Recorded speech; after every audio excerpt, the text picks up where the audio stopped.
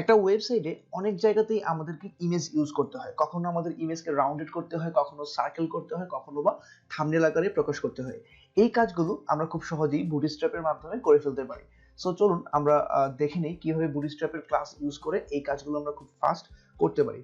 So আমি একটা rho class নিচ্ছি এবং এই রো এর মধ্যে আমি কল ক্লাস নিচ্ছি এবং এখানে আমি একটা ইমেজ লিখলাম img ইমেজ, এখানে ইমেজের সোর্স নিলাম এন্ড দেন এই ইমেজেস স্ল্যাশ আমি ফটো1 এটাকে নিলাম। ওকে, সো এখন এখানে আমি লিখলাম জাস্ট কল 4। ওকে, অর্থাৎ তিনটা ইমেজ পাশাপাশি রাখার জন্য আমি এখানে লিখলাম হচ্ছে কল 4। এখন আমি যদি এটাকে একটু ডিফল্ট আমার যে ব্রাউজার, এই ব্রাউজারে রান করি, সো আমি দেখতে পাচ্ছি এই ইমেজটা আসছে। ওকে, সো এখন আমি ঠিক এটাকে যদি আবারও লিখি, আমার যেহেতু তিনটাকে পাশাপাশি রাখবো, আমাদের গ্রিড সিস্টেমে হচ্ছে টোটাল 12 থাকে। সো এখন আমি এটাকে দিলাম হচ্ছে ফটো 2 এন্ড পরেরটাকে দিলাম হচ্ছে ফটো 3। সো এখন আমি যদি একটু আউটপুটটা দেখি, আমার ইমেজগুলোর সাইজ একটু বড়। সো আমি দেখতে পাচ্ছি যে একটা ইমেজ আরেকটা ইমেজের উপরে কি হচ্ছে, ওভারল্যাপিং হচ্ছে।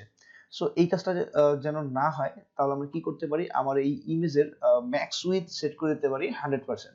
সো এটা করার জন্য আমাদের এখন সিএসএস ধরে ইমেজের ম্যাক্স উইথ 100% হবে, এটা দেওয়ার প্রয়োজন নেই। আমরা জাস্ট হচ্ছে এখানে একটা ক্লাস নিব। এই ক্লাসের নাম হচ্ছে img fluid। ওকে, এই img fluid ক্লাস নেওয়ার মানে হচ্ছে এই প্রতিটা ইমেজের ম্যাক্স উইথ হবে 100%। সি অটোমেটিকলি এখন কি আমি যে তিনটা কলামে ভাগ করেছি, এই কলামের উইথ অনুযায়ী সে ইমেজগুলো কি হয়েছে, এই ইমেজগুলো অ্যালাইন হয়ে গিয়েছে। ওকে, সো এই img fluid এর কাজ কি, এই img fluid এর css প্রপার্টি লেখা আছে যে এই ইমেজের ম্যাক্স উইথ হবে কতটুক, 100%। ওকে, সো এই ইমেজগুলোর মধ্যে আমি চাচ্ছি আমার যে ফার্স্ট ইমেজটা যেটা ছিল এটা হবে রাউন্ডেড। হ্যাঁ, এই রাউন্ডেড এর জন্য এখানে আমি জাস্ট একটা ক্লাস লিখবো, এই ক্লাসের নাম হচ্ছে রাউন্ডেড। এখন আমি যদি আমার আউটপুটটা দেখি, এই যে আমার ইমেজের এই কর্নারগুলো কি হয়েছে, একটু রাউন্ডেড হয়ে গিয়েছে। আবার আমি চাচ্ছি আমার এই ইমেজটা সার্কেল হোক। ওকে, সো একটা ইমেজকে সার্কেল করার জন্য আমরা ইউজ করব হচ্ছে rounded circle, rounded circle.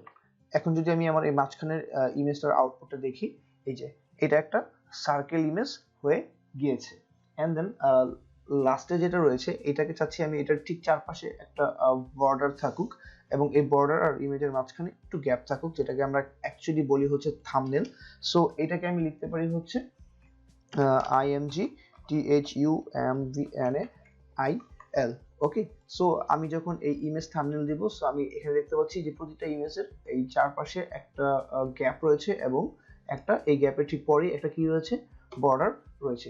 So এই ক্লাসগুলো ইউজ করে আমরা কি করতে পারি, ইমেজকে খুবই ফাস্ট আমরা চাইলে আমাদের এই ডিজাইনগুলো যে কোনো একটা ডিজাইনে আমরা কনভার্ট করে ফেলতে পারি বা ডিজাইনটা আমরা করে ফেলতে পারি।